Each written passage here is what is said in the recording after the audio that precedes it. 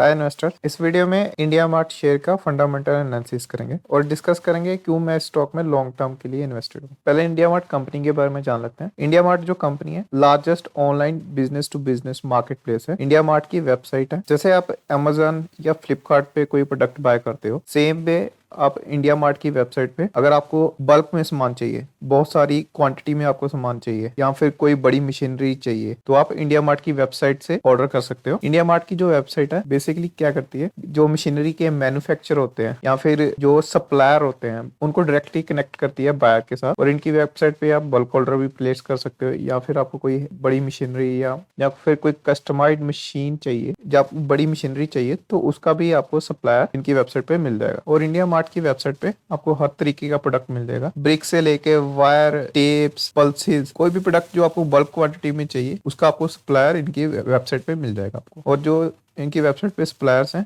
क्योंकि आप बल्क में सामान परचेज करें तो आपको कम प्राइस पे सामान मिलता है। और जैसे कि मैंने बताया कि आपको कोई बड़ी मशीनरी चाहिए तो उसके भी मैन्युफैक्चरर आपको इंडिया मार्ट की वेबसाइट पे मिल जाएंगे। जो इंडिया मार्ट की वेबसाइट है उस पे आपको 56 डिफरेंट इंडस्ट्री के प्रोडक्ट मिल जाएंगे और इनकी वेबसाइट पे आपको अराउंड 11 करोड़ डिफरेंट प्रोडक्ट्स मिलेंगे। अगर आपको कोई प्रोडक्ट पूरे इंडिया में कहीं पे भी चाहिए, किसी भी सिटी में, तो आपको ये सप्लाई करवा देंगे। और आप ये डिवर्सिफिकेशन भी देख सकते हैं, इनकी वेबसाइट पे ऑलमोस्ट हर एक कैटेगरी के प्रोडक्ट मिल जाएंगे। मैंने इंडिया मार्ट में इसलिए इन्वेस्ट करने का प्लान करा क्योंकि ये इकलौता ऑनलाइन B2B प्लेटफॉर्म है और इनका कोई कॉम्पिटिशन भी नहीं है। चलिए अब इंडिया मार्ट का फंडामेंटल एनालिसिस कर लेते हैं। जो FY25 का रिजल्ट था काफी अच्छा था। जो रेवेन्यू था उसमें 16% की ईयर ऑन ईयर ग्रोथ देखी गई थी और जो इनका प्रॉफिट मार्जिन है वो काफी अच्छा है, 33% का प्रॉफिट मार्जिन है इनका। और जो Q4 का रिजल्ट था वो भी काफी अच्छा था। जो रेवेन्यू है उसमें 13% ईयर ऑन ईयर बेसिस पे ग्रोथ थी और जो प्रॉफिट मार्जिन थे वो ह्यूज था, 39% का नेट प्रॉफिट मार्जिन था, यानी कि 181 करोड़ प्रॉफिट जनरेट करा। और Q4 में कंपनी ने 2139 न्यू पेइंग सब्सक्राइबर भी ऐड करे। अगर आप पिछले 4 क्वार्टर का रिजल्ट देखें तो कंपनी का जो रेवेन्यू है वो कंटिन्यूसली इंक्रीज हो रहा है, प्लस जो कंपनी के ऑपरेटिंग प्रॉफिट मार्जिन है वो भी काफी बढ़िया थे। और कंपनी का जो नेट प्रॉफिट है वो भी ईयर ऑन ईयर बेसिस पे इंक्रीज ही हो रहा है। और कंपनी का जो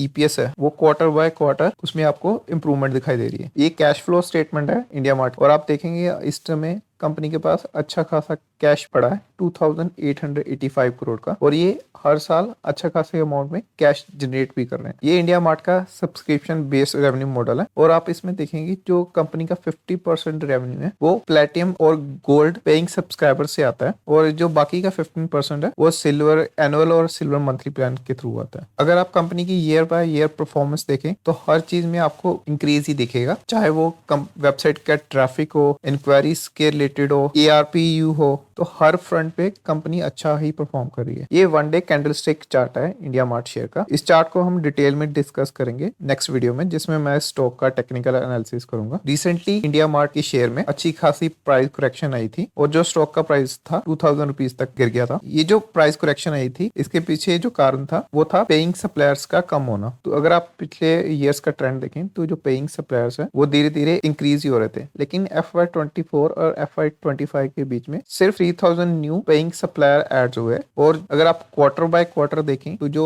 Q3 था उसमें 4000 के अराउंड पेइंग सप्लायर्स कम हुए थे। ये मेन रीजन था कि स्टॉक के प्राइस में ह्यूज करेक्शन आई थी। लेकिन जो लास्ट क्वार्टर था उसमें 2000 न्यू पेइंग सप्लायर ऐड हुए थे, तो इसलिए अब स्टॉक प्राइस अपने बॉटम से रिकवर का होना स्टार्ट हो गया।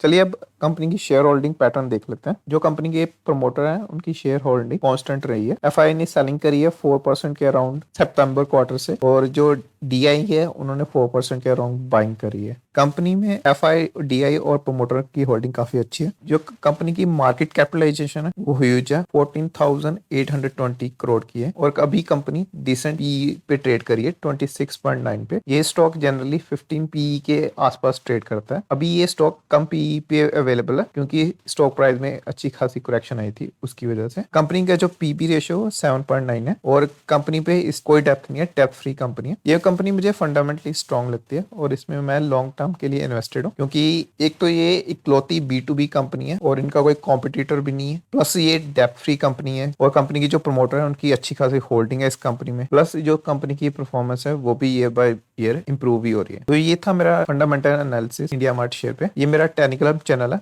आप इस चैनल को फॉलो कर सकते हैं स्टॉक मार्केट के रिगार्डिंग इंस्टेंट अपडेट के लिए, या फिर आपका कोई क्वेश्चन हो वो भी आप मुझसे डायरेक्टली पूछ सकते हैं इस चैनल के थ्रू।